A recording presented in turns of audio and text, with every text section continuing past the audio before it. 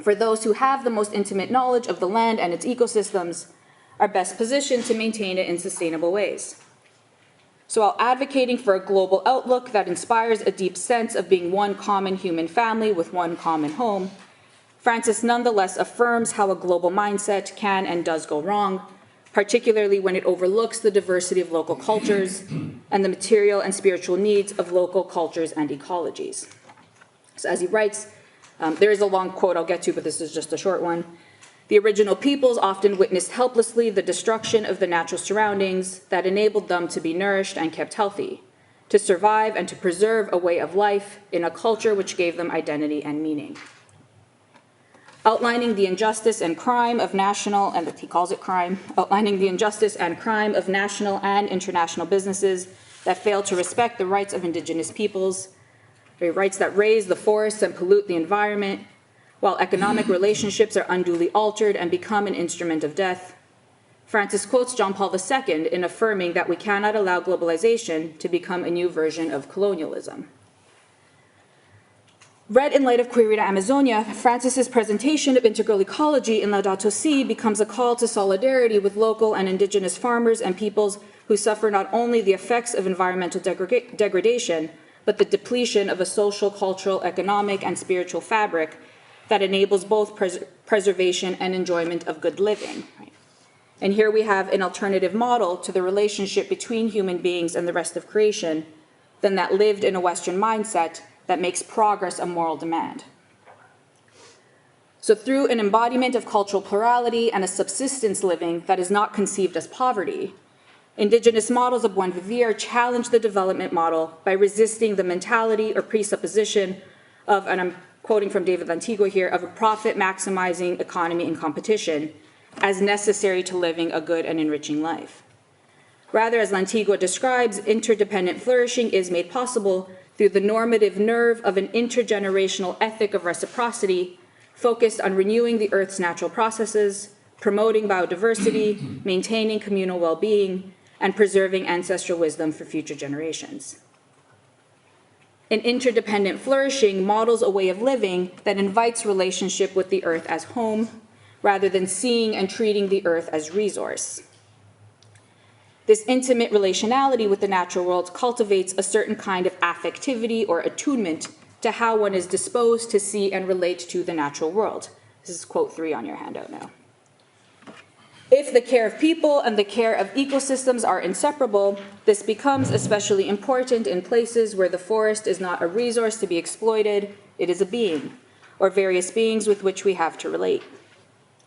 The wisdom of the original peoples of the Amazon region inspires care and respect for creation with a clear consciousness of its limits and prohibits its abuse. To abuse nature is to abuse our ancestors, our brothers and sisters, creation and the creator, and to mortgage the future. When the indigenous peoples remain on their land, they themselves care for it best, provided they do not let themselves be taken in by the siren songs and self-serving proposals of power groups. The harm done to nature affects these peoples in a very direct and verifiable way, since in their words, we are water, air, earth, and life of the environment created by God. For this reason, we demand an end to the mistreatment and destruction of Mother Earth. The land has blood, and it is bleeding. The multinationals have cut the veins of our Mother Earth. Here, a moral demand is made by peoples and by land, and being made of the same elements informs solidarity with the land and calls for the exercise of responsible action by the peoples on behalf of the land. So I'm going to turn to Lonergan here, and I'm sticking fairly closely to the text of method for the purpose of the question I alluded to earlier. So namely, how does one grow into the seeing and practicing or thinking and feeling of an integral ecology where this intimate knowledge of the natural world cannot be assumed, and the construction of a self or a subject as habitually aware of being water, air, earth, and life, able to make concrete judgments and care for the earth out of this kind of habitual awareness can be taken for granted even less. Let's pause for a second. So Lonergan asserts man achieves authenticity and self-transcendence. He describes the actuality of the capacity for self-transcendence as when one falls in love, whereby one's being is constituted as being in love. As he writes, while being in love has its antecedents, its causes, its conditions, its occasions, once it has blossomed forth, and as long as it lasts, it takes over. It is the first principle. From it flow one's desires and fears, one's joys and sorrows, one's discernment of values, one's decisions and deeds. And so I'm taking this as if we were to imagine this kind of relationship to the earth, like as that actually being our thinking. But specifically speaking to the love of God, Lonergan writes, there is the love of God with one's whole heart and whole soul, with all one's mind and one's strength. It is God's love flooding our hearts through the Holy Spirit given to us. This actualized love of God is the basic fulfillment of our conscious intentionality, of our unrestricted questioning, in which the question of God is always implicit. This fulfillment, he writes, brings a deep-set joy that can remain despite humiliation, failure, pain, betrayal, decision. That fulfillment brings a radical peace, the peace that the world cannot give. That fulfillment bears fruit in a love of one's neighbor that strives mightily to bring about the kingdom of God on this earth. Close quote. It is then a love of God that bears the interior fruit of joy and peace, and the exterior fruit of love of neighbor, making it a concrete, actualized love. Lonergan describes the new horizon, which comes as a result of the fulfillment of one's conscious intentionality. So, quote, that fulfillment is not the product of our knowledge and choice. On the contrary, it dismantles and abolishes the horizon in which our knowing and choosing went on, and it sets up a new horizon, in which the love of God will transvalue our values, moral conversion, and the eyes of that love will transform our knowing, intellectual conversion. Though not a single event, but a state, or at least how I understand it, that is recognized in patterns of activity over time, it is nonetheless described as a fulfillment that makes one ready to deliberate and judge and decide and act with the easy freedom of those that do all good because they are in love. The currents of authenticity and unauthenticity, of the self as transcended and transcending, yields a dialectical approach to the constitution of the subject. Eventually, quote, religious effort towards authenticity through prayer and penance and religious love of all people, shown in good deeds, becomes an apostolate, for you will recognize them by their fruits, close quote. It is then this person who emerges at the end, or at a certain point of moral and spiritual maturity, whose exterior deeds reveal that he is in love with God. Arriving at the end, however, is also a discovery that this end of being in love with God was always at work, and was the cause of any beginning and achievement. We are likely to begin then somewhere in the messy middle, in the midst of the transformation, wherein the end of love requires a beginning love in practice, and that this love only gradually achieves the kind of perfection which reflects a being in love. Extending this love of neighbor to love of neighbor earth also requires this gradual working out.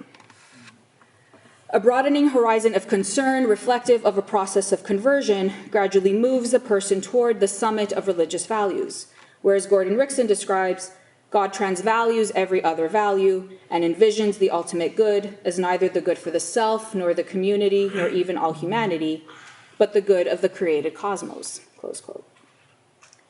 Within this process, questions for reflection reach beyond the viewpoint of the subject, for an objectivity that nonetheless reflects the subject who is asking the question, namely whether or not this really is so or that really could be. So in other words, the movement from subjectivity to objectivity, reflected in questions about objective value or what is truly good, remains subject-centered. Moral conversion is then enacted as one changes the criterion of one's decisions and choices from satisfactions to values, and so lives by the answers to one's questions about the truly good. In this way, the good is understood and desired as more than personally good, and also as reflective of free and authentic personhood. This approach, therefore, retains the personal aspect of the subject, even in the movement toward objective value. The expansion of this approach to the explicitly ecological also needs to retain this personal subject pole, even as it beckons toward communion with the human and earth neighbor, so as to be able to render and enact concrete and responsible proposals for action. So I think the significance of Lonergan's creating and healing vectors also emerges here. Authentic development requires both vectors to be operating within history. Creating without healing, as he describes, is distorted and corrupted by bias, since we cannot assume that as we move from experience to determining courses for actions, we are not free from the inattention, oversights, irrationality, irresponsibility of decline. On the other hand, inauthentic expressions of love distort genuine healing and can easily become forms of coercion or violence. As he writes in Methods, human persons have to acknowledge their real guilt and amend their ways. They have to learn with humility that the task of repentance and conversion is lifelong. So as I mentioned briefly earlier, Briola argues that the integral ecology of Laudato Si sublates the previous two ecologies referred to in John Paul and Benedict, namely human ecology and natural ecology, presenting integral ecology as a more inclusive term that, quotes, precludes the privileging of one over the other while still preserving the aims of both. While I agree that Pope Francis is weaving the two ecologies closer together so as to better hear the joined cries of the earth and the poor, I also want to maintain the significance of the distinct cries in Francis's presentation of integral ecology. For hearing and responding to the cry of the poor and of the earth may and likely will require privileging one over the other as one makes concrete decisions, and especially as we don't have the habitual awareness that allows us to actually see these as closely weaved together, at least in a Western mindset. Hence, spiritual and liturgical Eucharistic practices dispose but do not complete the task of responsible action. Spirituality as lived needs to be ethical, and a conjoined attentiveness to the cries of the earth and the poor from above is gradually learned in practice. So this brings me to the second part, which the sections get shorter as we go, so that was the longest. So this brings me to the second part of how the disposition of work situates Laudato Si within Catholic social teaching. So while the first part began with the question of work as labor, here, work as vocation is central. And here it's the theological meaning that is especially significant and leads to the ethical and spiritual itinerary that begins and ends in the gospel of creation. So as the compendium of the social doctrine of the Church summarizes, the human person is created in the image and likeness of God and is invited to work the soil. Teaching on Imago Dei puts the human person in relationship with God, other persons, and all creation. Our work, then, is called to reflect this relationship. The unique role of the human person in creation is summarized by Francis as he writes, the Bible teaches that every man and woman is created out of love and made in God's image and likeness. This shows us the immense dignity of each person who is not just something but someone. He's capable of self-knowledge, of self-possession, and of freely giving himself and entering into communion with other persons. This immense human dignity, however, is not an invitation to domination over the earth and other creatures. As he writes, dominion over the earth does not justify absolute domination over other creatures. As the compendium emphasizes, the goods of the earth were not created by us, but rather are gifts we receive and for which we bear responsibility. As the compendium writes, cultivating the earth means not abandoning it to itself. Exercising dominion over it means taking care of it, as a wise king cares for his people and a shepherd his sheep. And I know we don't love the dominion language anymore, but I think it's worth retrieving what the meaning of the original theological significance of that was. So from this perspective of the human vocation to work, it is important to recall that work, while important, is not our ultimate end. As the compendium asserts, one must not succumb to the temptation of making an idol of work. For the ultimate and definitive meaning of life is not to be found in work. Work is essential, but it is God and not work who is the origin of life and the final goal of man. This provides the disposition out of which the human is to relate to the earth which one works. It also invokes an exitus reditus schema where all creation is from God and returns to God. The human vocation finds its source and end in this universal dynamic. Here, wisdom, which speaks to the divine order in creation, begins in fear of the Lord, which speaks to human devotion to God that is based on love of God. Justice proceeds from fear of the Lord and from wisdom, and as the compendium notes, it precedes concerns for profit. The gifts of the Spirit and the virtues that are invoked here set the scene for how we are then to approach creation as human agents. So there's something here that is shared with all creation, and there's something unique about the human vocation. Sabbath rest calls us to return to this dynamic of receiving all things from God and of receiving from the earth, thereby recalling the purpose or ultimate end of our work. Rest provides opportunity for gratitude and worship, thereby cultivating defense of the poor and resistance to every kind of exploitation, hidden or evident, as it describes. There is a sense, though, in which we need to be continually caught up or ourselves returned in the return to God. so that our dispositions or our habits align with this vision and impulse of all creation toward God. And we see this logic in Francis's presentation of the Gospel of Creation, chapter 2 of the encyclical, which lays the groundwork for both the human roots of the ecological crisis in chapter 3 and the practice of integral ecology that invites relationship with the non-human world in chapter 4. As he writes, the universe as a whole in all its manifold relationships shows forth the inexhaustible riches of God. So turning to the creation narratives of the Old Testament, Francis points to the manifold relationships that show forth this inexhaustible riches of God. He draws on Aquinas to show that what is simple in the order of God's intention is diverse in the order of creation. Since there is no single creature, even the human person made in and to God's image, that is able to fittingly represent the divine goodness, he writes, we need to grasp the variety of things in their multiple relationships. These relationships, however, are broken. So Francis describes how the creation accounts in the book of Genesis, and this is quote 4 on the handout, suggests that human life is grounded in 3 fundamental and closely intertwined relationships: with God, with our neighbor, and with the earth itself. According to the Bible, these 3 relationships have been broken, both outwardly and within us. This rupture is sin. The harmony between the Creator, humanity, and creation as a whole was disrupted by our presuming to take the place of God and refusing to acknowledge our creaturely limitations. This, in turn, distorted our mandate to have dominion over the earth, to till it and keep it.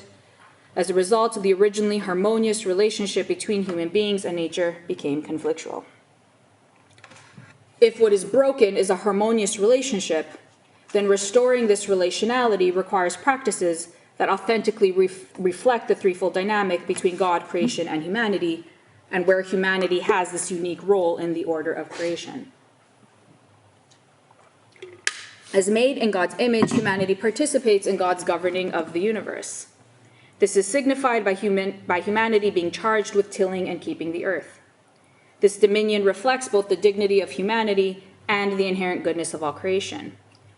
Francis thus distinguishes between destructive forms of dominion over the earth and having dominion as the exercise of responsibility in caring for the earth.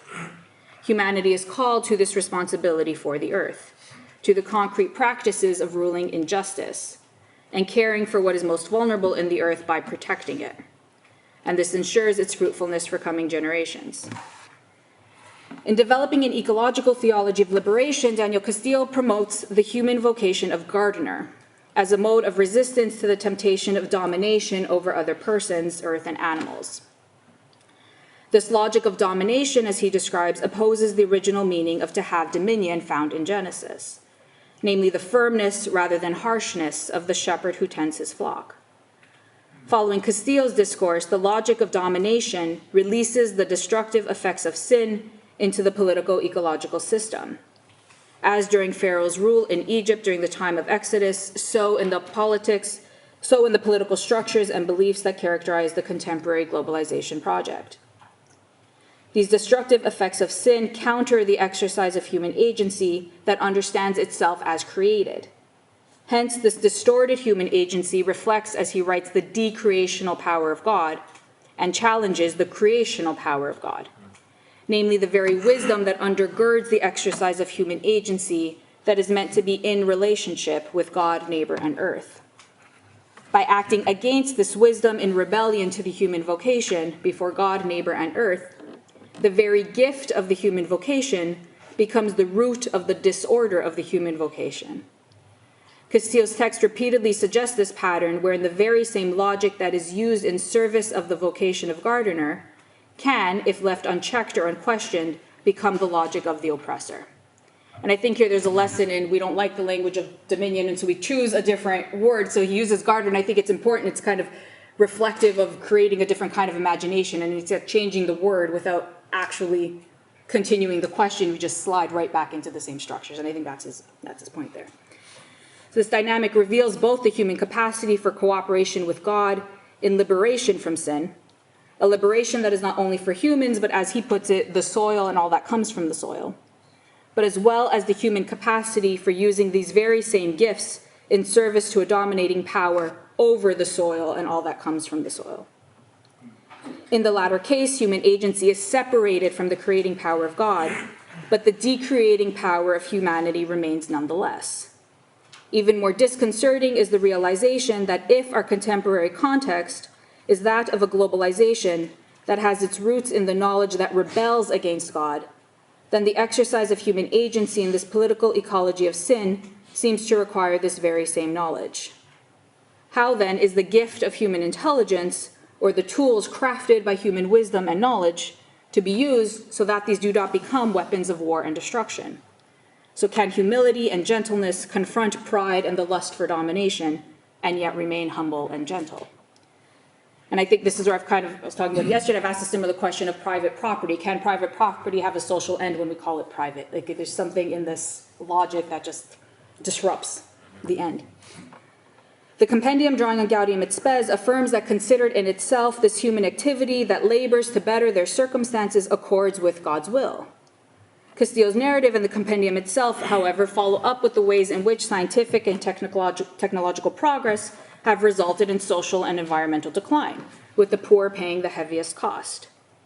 If this is the case, then Catholic social teaching may be standing on shaky ground when it confidently asserts simply that it is good for humanity to use its intelligence in service of fostering nature's development in its own life.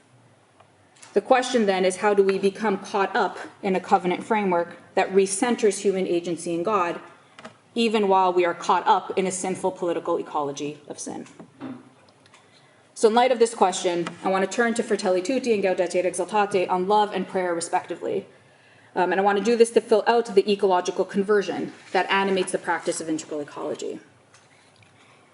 In Fratelli Tutti, Francis repeatedly calls for an openness and global awareness that is born of authentic and living faith, hope, and charity. This global awareness, however, is not achieved by overlooking the local. As he writes, an innate tension exists between globalization and localization. We need to pay attention to the global so as to avoid narrowness and banality. Yet, we also need to look to the local, which keeps our feet on the ground. So, close quote.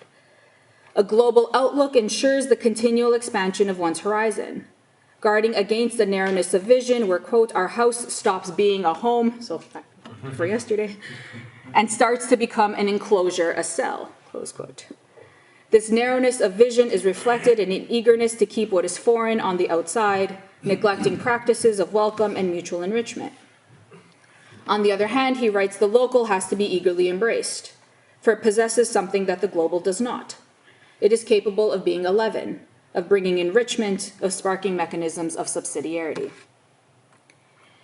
A supposed openness that neglects encounter with local culture becomes another form of cultural colonization that, quote, spurns the spiritual and human riches inherited from past generations. An authentic openness, on the other hand, is the fruit of a living culture, as he writes, enriched by elements from other places. Francis invites us to a global and cosmic view that has as its end the embrace of each particular expression of truth. This endeavor, however, requires the humility of knowing that no particular expression, namely no individual language or culture, can adequately capture the whole that it seeks to view. What is required, then, is a worldview that practices itself as both firmly rooted and open to encounter. Rootedness ensures attention to the local, to the persons, communities, cultures, and ecosystems that inhabit a particular place, and the various ways in which these interact and fit together. Attention to the local also ensures attention to history, narrative, personal and communal memory, and ritual, and the ways in which these practices of rootedness provide a foundation or springboard from which the person encounters new elements, ways of thinking, cultures, ideas, etc. Reflecting on the parable of the Good Samaritan, Francis describes the inherently relational nature of human existence and the human vocation of religious love, which finds fulfillment in this rootedness in both personal history and the history of the world. Again, he emphasizes this is not a superficial leap that ignores the challenges of local context. As he writes, the parable clearly does not indulge in abstract moralizing, nor is its message merely social and ethical. It speaks to us of an essential and often forgotten aspect of our common humanity. We were created for a fulfillment that can only be found in love. This love, which is a divine gift, is changed by our contact with human suffering. It is an embodied encounter that draws people out of themselves, and he writes, creates bonds and expands existence. As a living culture is enriched by new elements, so too, quote, our relationships, if healthy and authentic, open us to others who expand and enrich us. And so too, the guarantee of an authentic openness to God is a way of practicing the faith that helps open our hearts to our brothers and sisters. To fail to move forward, expanding one's horizon and affective disposition in openness to others, growing the heart and responding to inspiration, eventually results in a narrowness of vision that causes the heart to close in on itself. So Francis weaves the nature of the theological virtue of charity from Aquinas with this Ignatian impulse to constant discernment in light of the giftedness of self in all creation, or the first principle on which one starts the exercises. Charity for Aquinas is a habit of grace that draws the person affectively into greater love of God and neighbor. As he writes in commenting on the Gospel of John, this is Aquinas, we also must go and start out by making progress, because he who stands still runs the risk of being unable to preserve the life of grace. For along the road to God, if we do not go forward, we fall back. And in the Register of Laudato Si, we can hear Francis of Assisi. Just as happens when we fall in love with someone, wherever he would gaze at the sun, the moon, or the smallest of animals, he burst into song, drawing all other creatures into his praise. While there is an order of love, love also demands going out of the self. Love beckons toward the one in need, the logic that interrupts order by demanding attention according to an affective bond that unites. Being affected draws the other in, so that my capacity for love, going out of myself, for embracing and being embraced by the stranger quite literally expands. As Aquinas puts it, the capacity of the spiritual creature is increased by charity because the heart is enlarged thereby. In Gaudete et Exultate, close to the end of the chapter on signs of holiness in today's world, this is a section entitled In Constant Prayer. This is quote 5 on your handout. Francis writes, prayer of intercession has particular value, for it is an act of trust in God and at the same time an expression of love for our neighbor. There are those who think, based on a one-sided spirituality, that prayer should be unalloyed contemplation of God, free of all distraction, as if the names and faces of others were somehow an intrusion to be avoided. Yet, in reality, our prayer will be... Noted. Will be all the more pleasing to God and more effective for our growth in holiness if, through intercession, we attempt to practice the twofold commandment of love of God and neighbor that Jesus left us.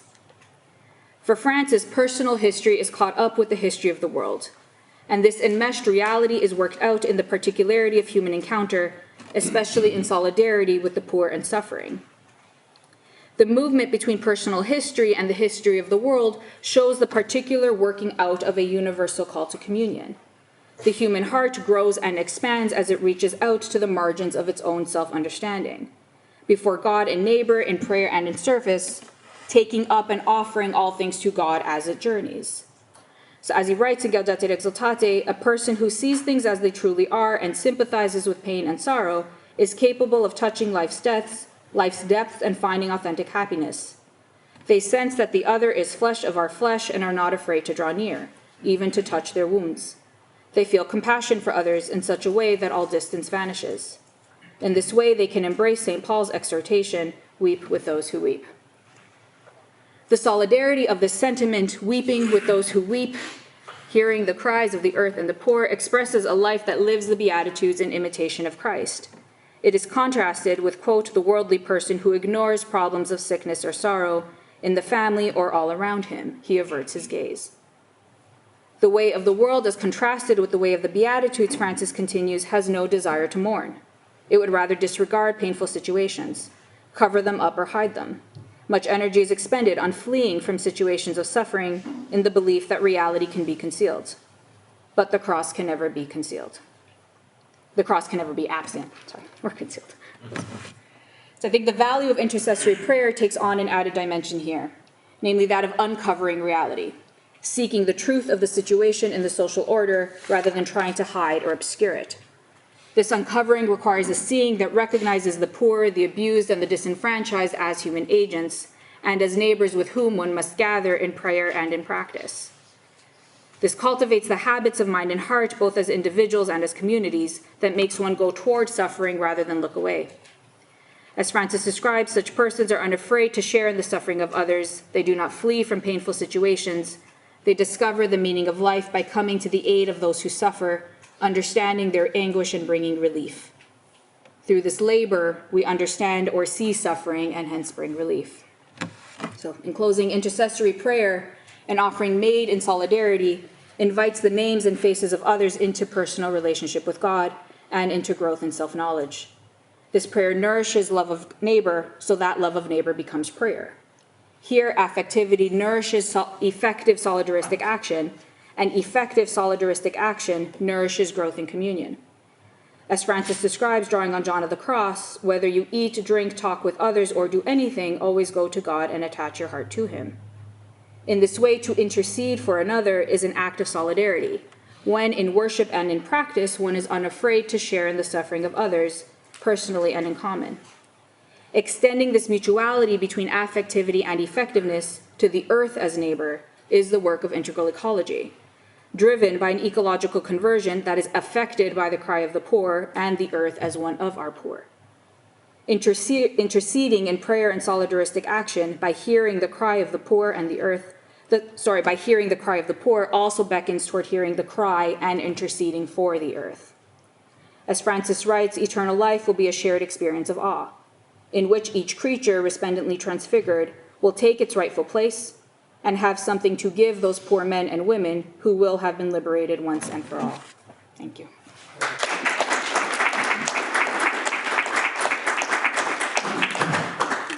Thank you very much, Mike. We should have about 10 or 12 minutes, I think, so questions. Thank you so much.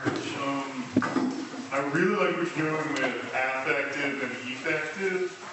And I'm thinking that, like, as we weave together the affective with the effective, it's helpful to have specific practices and rituals as well as, like, tactical strategies.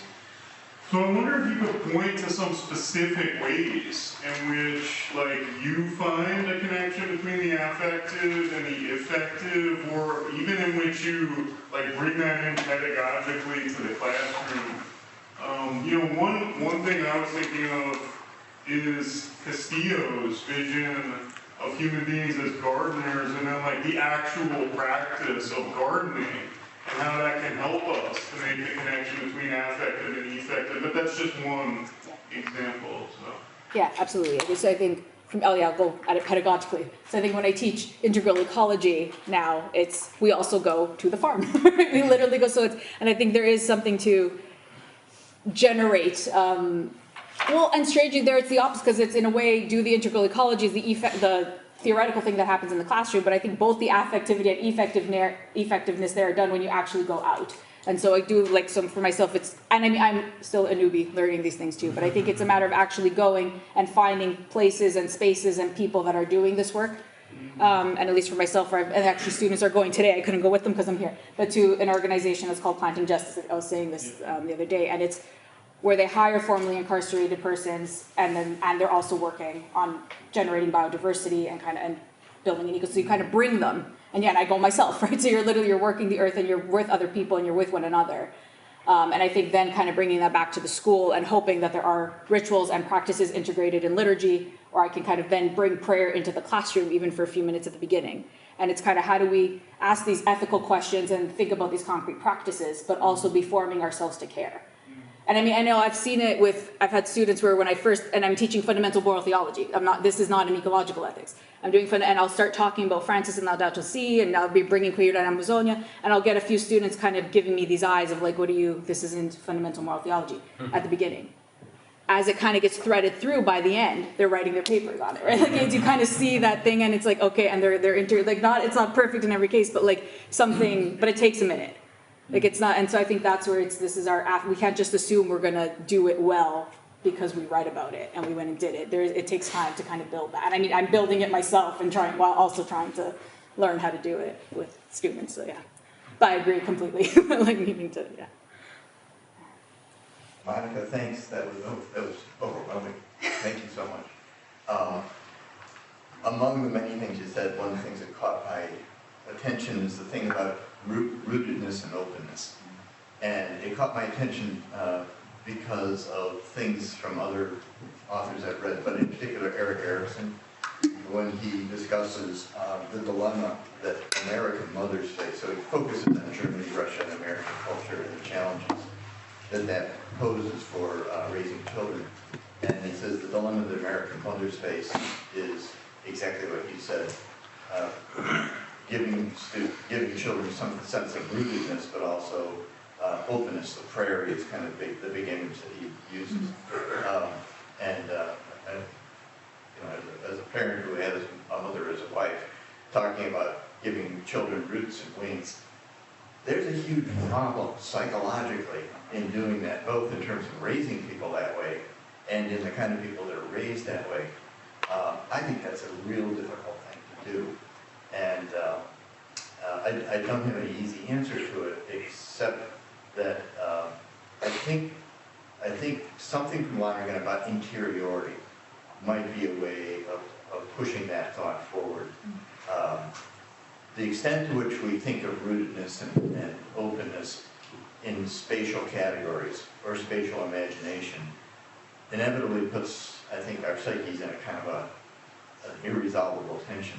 But if we think about rootedness and openness in terms of interiority, and not specifically spatial imagination, that might be a way to go. But I'm sort of interested in what you think about that. So I'll say two things. On the one hand, yes, and I think it's unfortunate that we now have a discourse in the public sphere that puts an order of love that affirms the goodness of family and of starting with our care for like just what we do naturally, kind of that is pitting that against where those practices are supposed to teach us to kind of continually bring others into that circle, right? So I think it's unfortunate that that's what our discourse is now doing. And so to kind of teach the spontaneity of love. And I think that's what Francis is actually, with the logic of encounter, and why I'm kind of weaving in Aquinas so that I could see it with Lonergan as well, the interiority, the point of learning love is to be able to spontaneously be affected by someone that's maybe outside your order, right? Your standard horizon, right? Like it's the whole point of learning these practices is to be able to spontaneously respond to what is new, right? And to be able to expand that relationality. And to have that happen not in a perfectly ordered way, but as kind of the encounter occurs. And so I think that's where, yes, it's cultivating the habits of interiority to help us respond. To the spatial thing, though, I think the challenge for me is, as Francis is pushing us to learn from indigenous ways, land and those intimate relationships with, and I remember I did this in class where I'm like, this tree, I can just go to this park and appreciate this tree and sit there and marvel at it. I don't see it as my kin. I don't have that sense. An indigenous person might feel differently, right? And that's where where there is this, it is land. It is this, it's a different way of how we conceive space in a Western frame, and yet it's place. It is based on this place, and it is based on this tree, and there's an ancestral history and a wisdom like that that is literally in those roots. And so to me, I can hear that and kind of be like, okay, I can try to understand that, but I don't have that in me. That's not in my bones. That's not in my flesh. And yet I have to learn how to respect that. And so I think there is a tension there, that it's like, yes, it's an interiority, but it's also a place in a system that we're trying to learn from. And in many cases, places where it's been wiped out, right? Where the destruction has been gone. So that's my tension as I wrestle with this. But yeah, thank you. You made a really great point when you noted that there are times when we have to distinguish human ecology from non-human ecology, precisely because we will have to prioritize the good of some in relation to others. I was wondering whether you would find it adequate to put it in the following way. We have to prioritize the good of some elements of human ecology over the good of some elements of non-human ecology, only in the condition of structural injustice. Would that? Amen.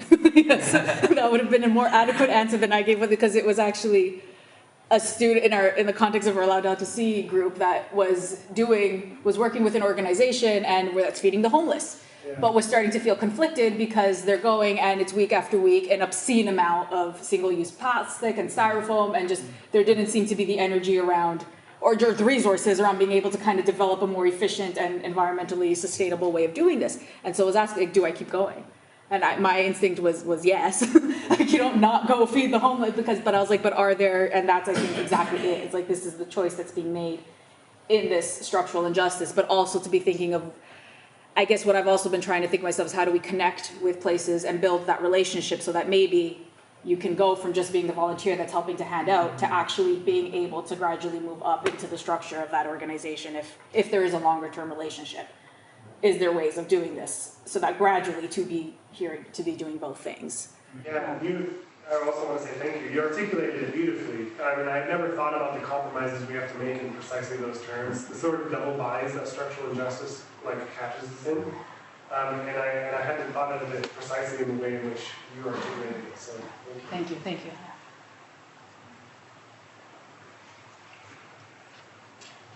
I'll say, what your comment, Taylor, reminds me, a couple of years ago I was trying to think about just war theory in relation to ecological concerns and how do you reconfigure that. And there's some like nation attempts to do that. But my grandfather had told me this story, or I told my father the story about, he was in Omaha Beach and then going through France, but he was not in the first wave going through the rest of France. And he said you could tell whether the English or the American troops had gone through somewhere, because the English troops, when they were pursuing German troops, artillery just shelled the hell out of forests and leveled them. Whereas the Americans took more casualties, but went tree to tree. And so the only old growth forests that were left in some of these places were places where the Americans took more casualties, but didn't level the forest. And it struck me as one of these places where you're like, this is really, the value of human life is significant. How are you supposed to factor that in a decision like that? It's not obvious. I was reminded of that. Anyway, other questions? Yes. What actually caught my attention as you were presenting is when you mentioned human vocation of gathering.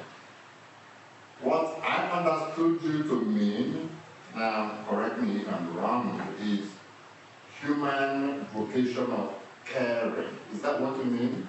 I think, yeah, and I'm taking the image from Castillo, and I think there it's retrieving a language that's still, and I think for Castillo's thing, we can't think about, I think he's resisting a paradigm that's going to say, how do I put this? I think he wants to maintain human responsibility for the earth, right? And so that if we're the ones that have destroyed, we need to be the ones that remain responsible.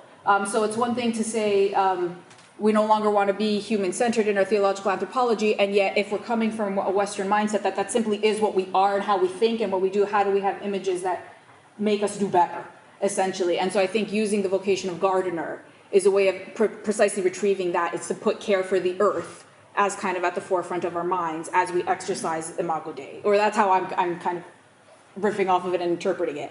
At least that's how I take it. So does that, I don't know if that responds, yeah. I think on the gardener point, that framework would be a good sort of symbol to use in the way that I was employing other images yesterday. So that's what I was thinking about. I was like, oh, gardener's like a perfect image for that. And to your point, if I remember what you were saying yesterday, is it can't just be the image, it needs to be the work it's done on you, right? It needs to be an image with meaning, and so that it actually continues to do that work, and then, yeah. Yeah, so for Jim's point, you actually have to garden. Right. To be a minute. Yeah, right. Yeah. I say, I was struck by this as well, this garden image that you brought up, Castillo. I found myself thinking about the chapter in Braiding Sweetgrass where she's talking about Three Sisters gardens. Because you're gardening, you're planting corn and squash and beans together, but part of what you're doing is letting the plants garden as well, kind of inviting the ecosystem to do, you're kind of setting the conditions, but then you're stepping back a little bit. And there's something where it's not unlike a sacramental system. You're kind of setting up the implements, but it's not that you're the one achieving the. Interesting. Yeah, in another paper, I've kind of thought this through with tilling again. And I think, there's indigenous knowledge systems that will do so much more in terms of understanding agency outside of the human. But I think within our limited Western framework, at least for myself, kind of this image of tilling and keeping that Francis gives us, I think gives us away, because it's, in a way, tilling is what we're doing. Keeping is precisely so that the earth can kind of regenerate itself and exercise its agency. And I think the example I've used with students is there's only so much intervention we can do in terms of moving a river to flow a certain way that where eventually the water's going to stop cooperating with us, right? So it's for that cooperation to occur, we need to actually be attending to its natural rhythms as well. We can't just be intervening. Like, at a certain point, it will stop cooperating with us, and that's its resistance to us. And I think it gets to that point.